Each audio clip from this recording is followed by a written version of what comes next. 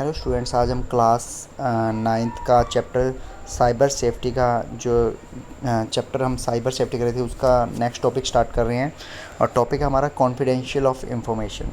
तो देखिए, नाम से पता लग रहा होगा आपको कि कॉन्फिडेंशियल क्या होता है, कि कोई भी इंफॉर्मेशन जो है जिसको हम किसी दूसरे पर्सन से शेयर ना करना चाहते हों, कुछ सिक्योरिटी कंसर्न की वजह से, उसे क्या कहते हैं, कॉन्फिडेंशियल इंफॉर्मेशन कहते हैं। कह रहा कि information such as bank account statement, credit card numbers, business documents, identity proofs etcetera very important and personal. कह रहे ये सब इंफॉर्मेशन जो होती हैं, चाहे वो बैंक अकाउंट स्टेटमेंट्स हों, चाहे क्रेडिट कार्ड नंबर्स हों, चाहे बिजनेस डॉक्यूमेंट हो, चाहे किसी का आइडेंटिटी प्रूफ हो, ये सारी क्या होती हैं, बहुत ही ज़्यादा इंपॉर्टेंट और पर्सनल्स होती हैं।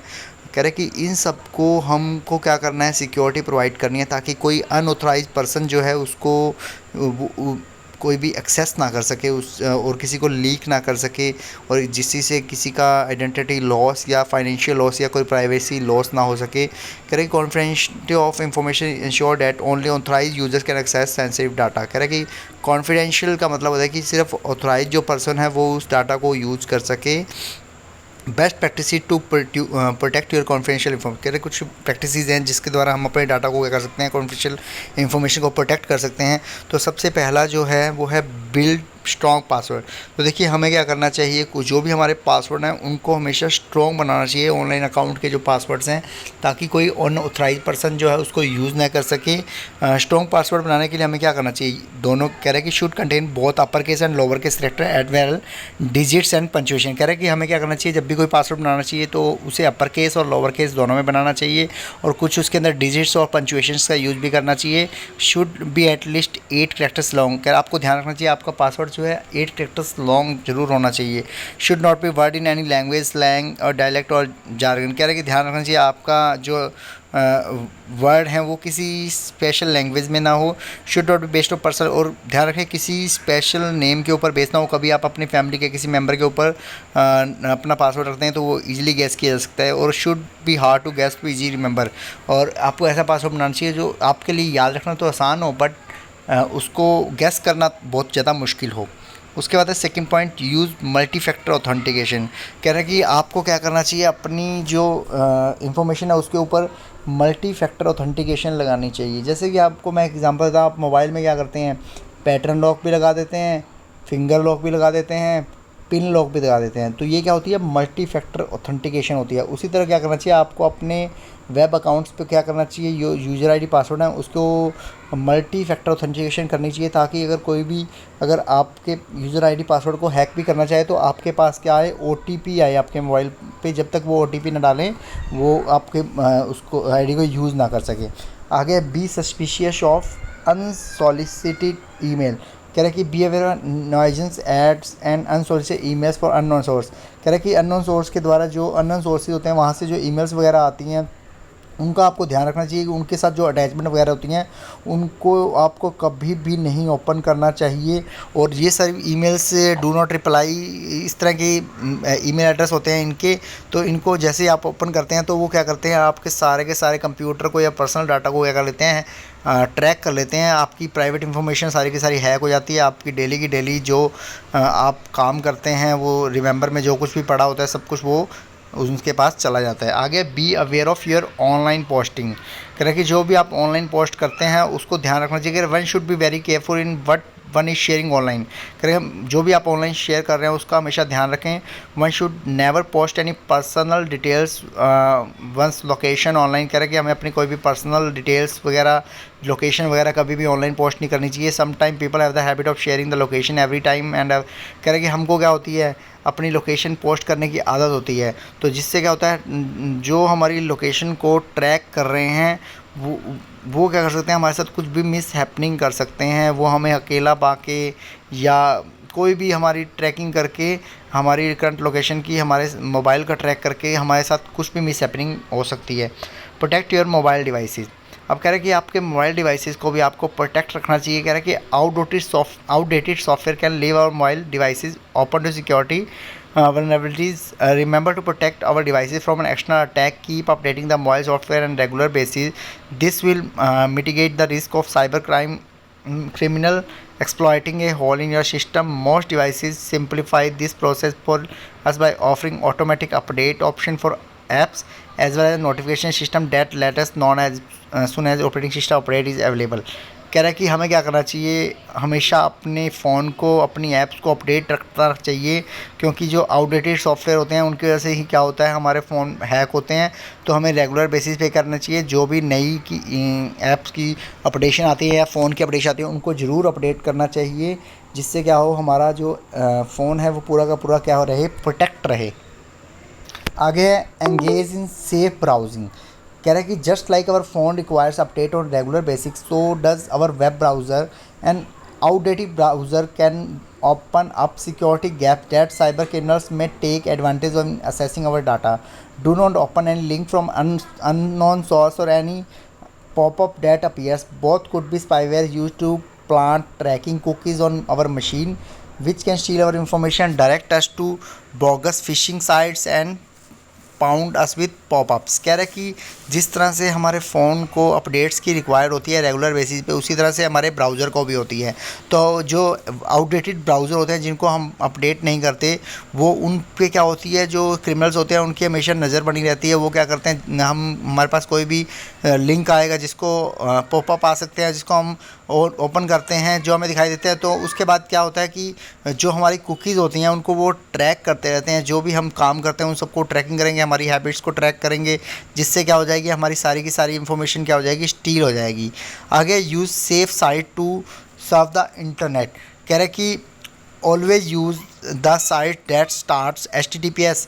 कह रहे कि हमेशा उन्हीं साइट्स को यूज़ करना चाहिए, या किसी भी साइट्स को ओपन करें तो आपको हमेशा ध्यान रखना चाहिए कि आपकी जो HTTPS है वो लगा होना चाहिए। एस का यहाँ पे मतलब होता है सेफ़, तो आपकी जो ब्राउजिंग होगी वो हमेशा क्या होगी, सेफ़ होगी। Use firewall. कह रहे कि हमें क्या करना चाहिए, फायरवॉल का यूज़ करना चाहिए। फायरवॉल क्या होता है, एक नेटवर्क सिक्योरिटी सिस्टम है जो क्या मॉनिटर करता है और कंट्रोल करता है इनकमिंग और आउटगोइंग नेटवर्क ट्रैफिक को। और जो उसमें क्या होता है, सारे के सारे सिक्योरिटी रूल होते हैं मेनली। ए फायरवॉल में be implemented using hardware software और एक कम्बिनेशन ऑफ बोथ।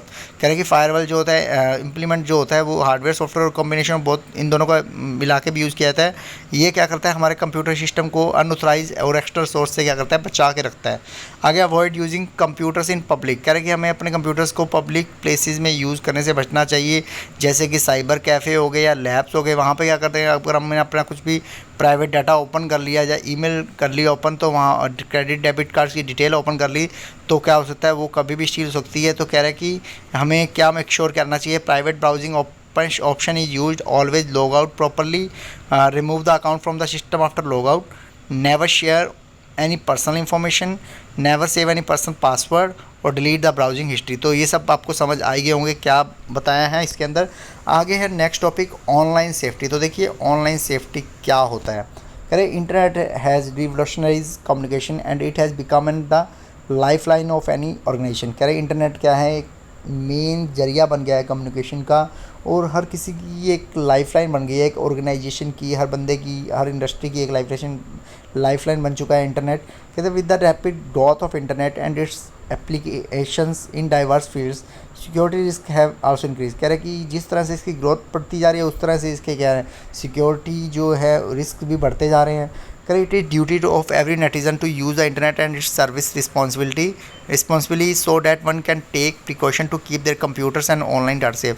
कह रहे कि ये हमारी ड्यूटी बनती है कि हम इंटरनेट को यूज़ करते हैं तो उसकी जो सर्विस है उसको रिस्पॉन्सिबली अपनी एक रिस्पॉन्सिबिलिटी सबके समझ के यूज़ करें, और जो भी प्रिकॉशंस हैं उनका यूज़ करें कंप्यूटर्स के ऊपर, और डाटा को ऑनलाइन सर्व करें। कह रहे कि वाइल वर्किंग ऑनलाइन, जब भी हम वर्किंग करें ऑनलाइन, ए सिस्टम में get infected with various harmful program known as malware. कह रहे कि उस टाइम क्या होता है, हमारा सिस्टम बहुत सारे जो इन्फेक्टेड हार्मफुल प्रोग्राम्स हैं उनसे क्या होता है, इन्फेक्ट हो सकता है, जिनको मालवेयर कहते हैं। कह रहे कि मालवेयर क्या होता है, ये कॉम्बिनेशन होता है दो वर्ड्स का, एक तो मैलिशियस और दूसरा है सॉफ्टवेयर। तो ये मालवेयर क्या है, एक मैलिशियस प्रोग्राम है जो हमारे कंप्यूटर के अंदर एंटर कर जाता है और हमारे कंप्यूटर को डैमेज करता है बिना किसी यूज़र नॉलेज के, मतलब कि यूज़र को पता भी नहीं लगता और उसका जो है कंप्यूटर डैमेज हो चुका है। It not only interrupt the normal working of a computer but also steals important information of user. कह रहे कि ये नॉर्मल वर्किंग को ही जो कंप्यूटर की नॉर्मल वर्किंग है उसको ही प्रॉब्लम में नहीं डालेगा, बल्कि हमारे ज़रूरी इन्फॉर्मेशन है उसको भी चोरी कर लेगा। कह रहे कि there can be variety of malware programs. कह रहे कि कुछ मालवेयर प्रोग्राम्स हैं बहुत सारे, उनमें से कॉमन्स जो हैं, पहला है एडवायर। तो कह रहे कि एडवायर क्या होता है? Adware are the program that send unwanted advertisement to the user computer. कह रहे कि एडवायर एक ऐसा प्रोग्राम है जो क्या करता है, अनवांटेड एडवर्टाइजमेंट्स को यूज़र्स कंप्यूटर को सेंड करता है। These advertisement generally appear in the form of popups. ये एडवर्टाइजमेंट क्या है, हमें पॉपअप्स की तरह दिखाई देंगी जो हमें बार बार क्या करेंगी, हमारे काम के अंदर डिस्टर्ब करेंगी। तो हम क्या करेंगे उसको, अगर हमने उसको हमको एडवाइस देंगी वो इंस्टॉल करने की, ये डाउनलोड करने की। अगर हमने उसको डाउनलोड कर लिया तो वो क्या हो जाएगी, हमारे कंप्यूटर के अंदर एंटर हो जाएगी और हमें नुकसान पहुंचाएगी।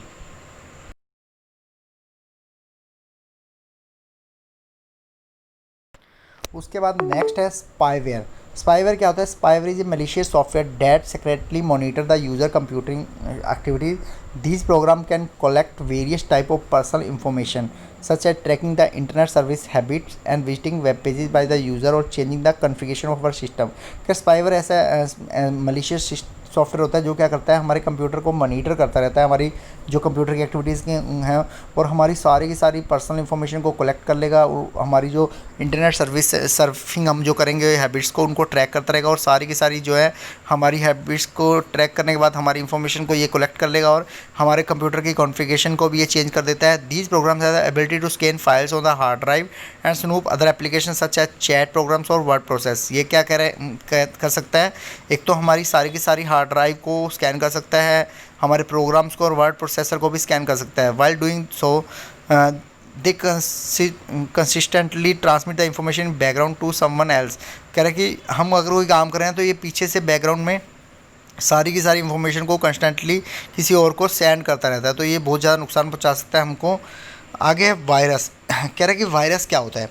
ए virus is a continuous program और a code that attack the user system and causes damage to data and files on a system. It adversely affect the performance of the user system by attacking any part of a computer software such as boot block, operating system, files and application software that support macros or system areas. Most often this separate by sharing of software or file between computer। कह रहा है कि virus क्या है, एक contiguous programme होता है या कोड होता है जो क्या करता है, हमारे यूज़र सिस्टम को क्या कर देता है, अटैक करता है और हमारे सिस्टम की फाइल्स को डैमेज करता है। मेनली क्या करेगा, ये हमारे बूट सिस्टम को ब्लॉक कर देगा या ऑपरेटिंग सिस्टम की फाइल्स को मिसिंग कर देगा, या हमारे एप्लीकेशन सॉफ्टवेयर को नुकसान पहुंचाएगा। आगे वॉर्म। कह रहे कि वॉर्म क्या होता है? एक प्रोग्राम होता है which can create multiple copies of itself and can consume large portion of system memory. कह रहे कि जो वॉर्म होता है वो क्या होता है, सेल्फ रेप्लिकेटेड होता है। जब ये हमारे सिस्टम में आ जाएगा तो खुद की ही ये क्या करेगा, अगर हमने इसको ओपन कर लिया तो ये अपनी मल्टीपल फाइल्स बना लेगा, खुद को कॉपी करता जाएगा, जिससे क्या होगा, हमारे सिस्टम का बहुत सारा स्पेस घेर लेगा ये।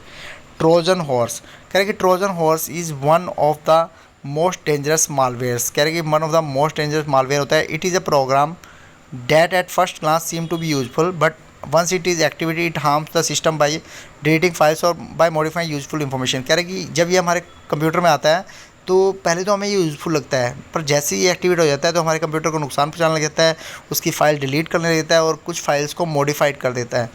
आगे डैनियल ऑफ सर्विस अटैक। कह रहे कि it is harmful program mean to slow down system. कह रहे कि ये ऐसा प्रोग्राम जो हमारे कंप्यूटर को सिस्टम को स्लो डाउन कर देता है। It can block computer network and make the software inaccessible to the user. ये क्या करेगा, हमारे नेटवर्क को ब्लॉक कर देगा और कोई भी सॉफ्टवेयर ओपन नहीं होंगे। एग्जाम्पल जैसे इसके AOL, याहू और your business network can become unavailable. आगे रूट किट। कह रहे कि a malware design to remotely control your system without being notice. कह रहा है कि ये ऐसा मालवेयर है जो आपके कंप्यूटर में जब आएगा तो वो रिमोटली किसी और के द्वारा क्या कंट्रोल किया जाएगा, बट आपको पता भी नहीं लगेगा। Once install it will be remotely access and modify sensitive system information. कह रहा है कि एक बार ये इंस्टॉल हो गया आपके कंप्यूटर में तो ये रिमोटली एक्सेस किया जाएगा और आपकी सारी की सारी इन्फॉर्मेशन को मॉडिफाई करेगा और ट्रैक करेगा। Backdoors. This software have the other malware to enter your system and harm it. कह रहे कि ये सॉफ्टवेयर क्या करता है, दूसरे मालवेयर्स को हेल्प करता है आपके सिस्टम में एंटर करने का और आपको नुकसान पहुंचाता है। की loggers. These are the software designed to capture keystroke without being identify the users और सिक्योरिटी प्रोग्राम। कह रहे हैं कि ये ऐसे सॉफ्टवेयर हैं जो डिज़ाइन किए जाते हैं की स्ट्रोक्स को, जो आपने एंटर की चाहे पासवर्ड की हैं चाहे कोई भी की हैं, उनको जैसे ही हम इसके अंदर एंटर करेंगे उन सबको क्या करता है, ये मॉनिटर करता है। आगे है ransomware। करें कि it sends message on a user system that the system is locked and the user will not able to work on it until one pays a certain amount. कह रहे कि ये क्या करेगा, जब आपके कंप्यूटर में आ जाएगा तो एक मैसेज सेंड करेगा कि आपका सिस्टम लॉक हो गया है, जब तक आप ये मिनिमम अमाउंट पे नहीं करेंगे आपका सिस्टम आप वर्क नहीं कर पाएंगे। It is not real notification. कह रहे कि ये कोई रियल नोटिफिकेशन नहीं होती, ये सिर्फ एक अटैक के लिए होता है। अगर आप उसमें फंस गए तो आपका सिस्टम क्या हो जाएगा, पूरा का पूरा वायरस से इन्फेक्टेड हो जाएगा। नेक्स्ट टॉपिक है डैमेज कोज बाय मालवेयर। तो देखिए मालवेयर के बाद के द्वारा क्या क्या डैमेज हैं कोज की जाती हैं। देखिए the magnitude of the harm relies upon the objectives of the infection and sometime the after effects of its are implacable for the clients of a compromised machine. तो पहला जो है रिजल्ट इन फ्रीक्वेंट फ्रीजिंग और crashing of the system. कह रहे कि आपका जो अगर आपके सिस्टम में मालवेयर आ गया तो आपका सिस्टम क्या करेगा, फ्रीक्वेंटली क्या करेगा, फ्रीज़ हो जाएगा या क्रैश करेगा बार बार, या फाइल्स उसकी डिलीट हो जाएंगी। फॉर एग्जांपल इन 1988 यूएसए में क्या हुआ था, मोरी बॉम्ब अटैक ओवर 600 मशीन्स, तो जिसके कारण क्या हो गया था, उनके जो कंप्यूटर ख़राब हो गए थे। आगे हार्डवेयर फेलियर। जैसे ही आपके कंप्यूटर में कोई मालवेयर आ गया तो आपका हार्डवेयर जो है वो काम करना बंद हो जाएगा, वो फेलियर हो जाएगा। जैसे मैं इसमें एग्जांपल दिया हुआ है, ये आप पढ़ लीजिएगा एग्जांपल जो भी दिया हुआ है इसके अंदर, क्योंकि जब हार्डवेयर फेल होगा तो बूट नहीं करेगा कंप्यूटर, बूट नहीं करेगा तो उसकी विंडो ओपन ही नहीं होगी।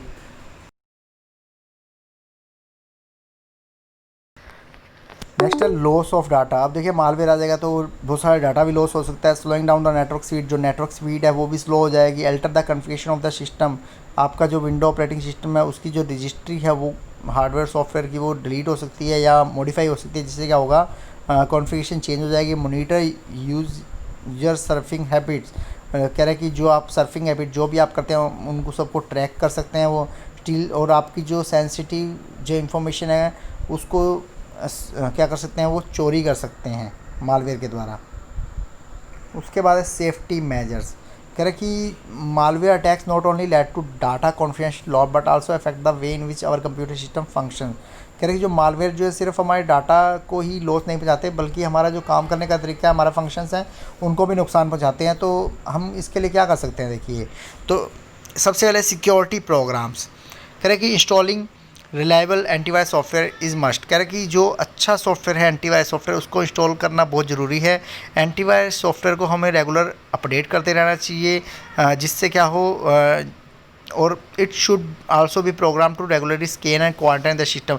और हमें रेगुलर क्या करना चाहिए, स्कैन भी करना चाहिए। Installation the of firewalls and restricting access to and wanted site through appropriate setting in browsing should also be done as mandatory act. कह रहे कि जो भी मैंडेटरी एक्ट है वो सारी करनी चाहिए। आगे सिक्योर इंटरनेट एक्सेस। कह रहे कि हमें हमेशा ध्यान रखना चाहिए कुछ भी डाउनलोड करते टाइम या अपलोड करते टाइम कि जो भी हम इंटरनेट से एक्सेस कर रहे हैं वो सिक्योर है या नहीं है। आगे है रेगुलर सिक्योरिटी अपडेट्स। जो भी सिक्योरिटी अपडेट्स आती हैं उन्हें हम रेगुलर अपडेट करते रहना चाहिए। Avoid spams. अगर कोई अब स्पैम मेल आ रही है तो हमें उसको विदाउट रीडिंग और डाउनलोडिंग डिलीट कर देना चाहिए, उसकी अटैचमेंट को भी ओपन नहीं करना चाहिए। बैकअप। और हमें अपने सबसे अच्छी प्रैक्टिस क्या है कि अपने डाटा का रेगुलर बैकअप लेते रहना चाहिए, क्योंकि अगर कोई अनऑथराइज पर्सन है उसमें अगर कुछ भी चेंजिंग भी कर देता है तो हमारा बैकअप लिया हुआ तो हम उसको यूज़ कर पाएंगे। आगे स्कैनिंग ऑल पोर्टेबल डिवाइस। जितने भी पोर्टेबल स्टोरेज डिवाइस हैं उनको हमेशा स्कैन करते रहना चाहिए। Disable cookies if possible. अगर आप सेफ्टी पर्पज़ के लिए आपको हमेशा कुकीज़ को क्या करना चाहिए, अपने ब्राउज़र से डिसेबल रखना चाहिए।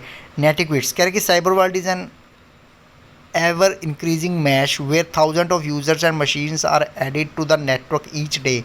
In such world it becomes imperative that its use follow certain guidelines and ensure seamless flow of information. Indulging of promoting cyber crimes including cyberbullying or cyber stalking, flaming etc. should be avoided. The cyber world is a very safe place but it can become extremely dangerous when we tend to connect with the unknown।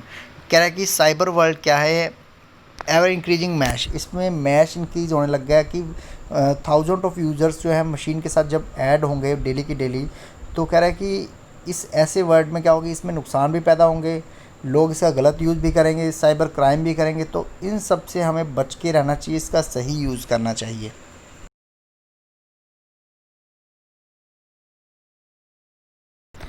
तो बच्चों आज हम इतना ही पढ़ेंगे, बाकी का हम next lecture में पढ़ेंगे। Thank you.